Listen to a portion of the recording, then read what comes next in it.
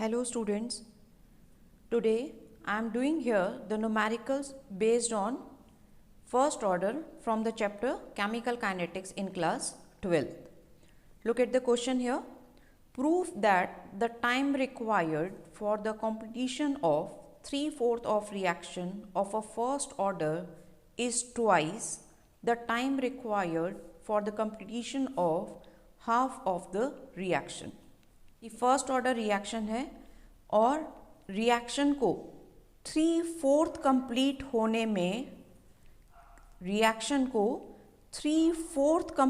होने में double time लगता है as compared to half of the reaction. So you have to prove that time to complete 3/4 of a reaction is twice to complete half of the reaction.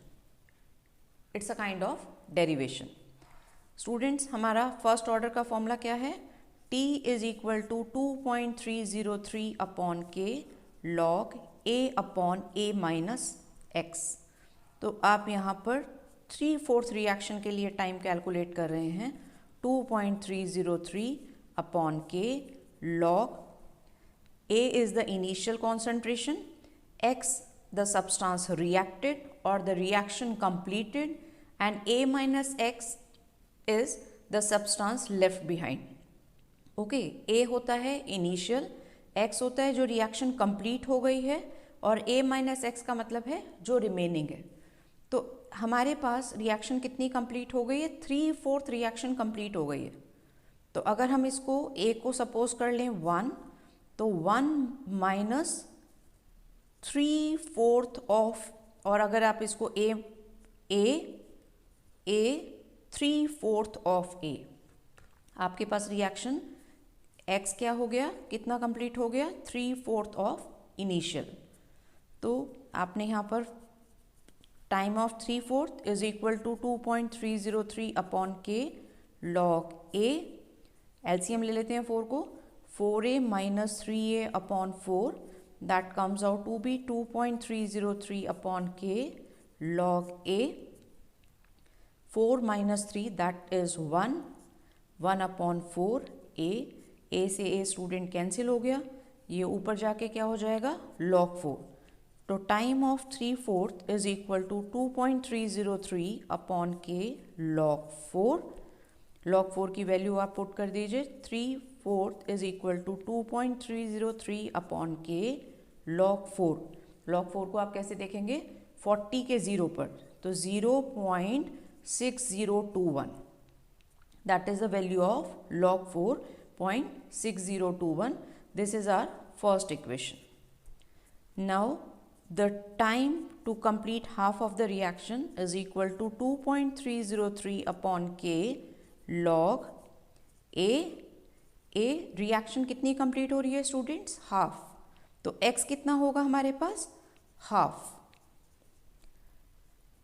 ठीक है, जैसे आपने 3/4 के लिए किया था, अब आप हाफ रिएक्शन को कंसिडर कर रहे हैं. 2.303 अपॉन K log A. 2 को एलसीएम ले लेते हैं. 2A minus A upon 2, that is T half is equal to 2.303 upon K log A. A by 2, A से A कैंसिल हो गया, log 2. T half is equal to 2.303 upon K log 2. log 2 की value students कितनी होती है? 0.3010. 2.303 upon K, 20 के 0 पे log table देखिएगा, 0.3010. That's the second equation. Divide the first equation by second. 3/4 divided by half. 2.303 upon K, 0.6021. 2.303 upon K into 0.3010. और अगर आपको log की वैल्यू नहीं डालनी है तो भी आप कैलकुलेट कर सकते थे log 4 log 2, तो आपके पास ट्वाइस आ जाती वैल्यू 3/4 की. अगर आप log की वैल्यू नहीं डालेंगे, डायरेक्ट करेंगे तो भी हो सकता था. 0.6021 divided by 0.3010, that approximately comes out to be 2. ये आपका यहाँ से ये कैंसिल हो जाएगा, 2 आ गया. तो time to complete 3/4 of a reaction is twice to complete half of the reaction. ठीक है स्टूडेंट्स, तो it's a kind of derivation, एक डेरिवेशन की तरीके से करनी है. Look at the next question. This is your NCERT question number 16th backside exercise. The rate constant for a first order reaction is 60 second inverse. How much time will it take to reduce the initial concentration of the reactant to its 1/16th value? Students, this is a very important point. आपको K की value, rate constant की value given है, that is 60 second inverse. ध्यान से सुनिए question को. कितना time लगेगा इनिशियल कॉन्सेंट्रेशन से रिएक्टेंट को अपने 1/16 आने में? मतलब रिएक्टेंट इनिशियल अगर आप 1 ले रहे हैं तो A माइनस एक्स कितना बचना चाहिए? 1/16. How much time will it take to reduce initial concentration to 1/16 of its initial value? तो that is A minus x. A is the initial, so A minus x is 1/16 of A. ठीक है, initial का 1/16. तो formula डालते हैं. T is equal to 2.303 upon K log A upon A minus x.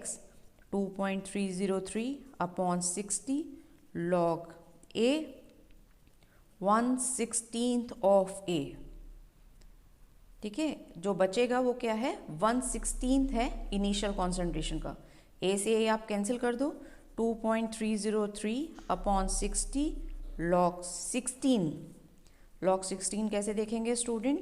2.303 upon 60 log 16, that is 2 digit हैं, तो कैसे देखोगे आप? 1.16 के 0 पर, that is 2041. There are 2 digits 16, तो 2 नंबर लिखे हुए हैं, तो 1.16 के 0 पर 2041. अब आप इसको कैलकुलेट करिए. 2.303 divided by 60 into 1.2041, that comes out to be 0.0462 seconds. और आप इसको ऐसे भी कर सकते थे, 4.26 into 10⁻⁻² second. Students, this is a very important point here. 1/16. Now look at the next one. This is also the NCERT backside exercise question और board question भी है. Important question है student, easy question. A reaction is first order in A and second order in B. Write the differential rate equation. आपके पास एक reaction है, वो A के respect में फर्स्ट ऑर्डर की है और B के रिस्पेक्ट में सेकेंड ऑर्डर की है. तो A और B are the reactant here. आपको डिफरेंशियल रेट इक्वेशन लिखनी है स्टूडेंट्स. तो डिफरेंशियल रेट इक्वेशन कैसे लिखेंगे? dx over dt is equal to K. A के रिस्पेक्ट में फर्स्ट ऑर्डर, तो raise to the power 1. B के रिस्पेक्ट में सेकेंड ऑर्डर, B की raise to the power 2. So this is the differential rate equation. dx over dt is equal to Ka1 B2. Now look at the second part.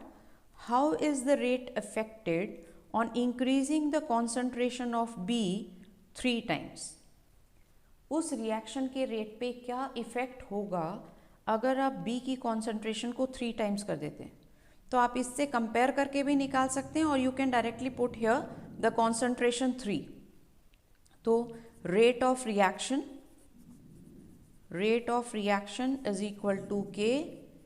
A B की concentration कितनी कर दी students? 3 time. 3 3 9 और it remains 1, तो 3 3 9 9 times. Rate of reaction पे क्या effect होगा अगर आप ए बी की कॉन्सेंट्रेशन को 3 टाइम्स कर रहे हैं? तो rate of reaction becomes 9 times. Look at the third part. How is the rate affected when the concentration of A and B are double? क्या इफ़ेक्ट होगा अगर आप A और B की कॉन्सेंट्रेशन को डबल कर देते हैं। तो अब आप फॉर्मूला लिखेंगे, rate of reaction is equal to K, A की भी डबल कर दी स्टूडेंट्स और B की कॉन्सेंट्रेशन भी डबल कर दी, बट B के रिस्पेक्ट में सेकेंड ऑर्डर है, तो 2 to 4, 4 into 2 that is 8 times. So the rate of reaction is 8 times.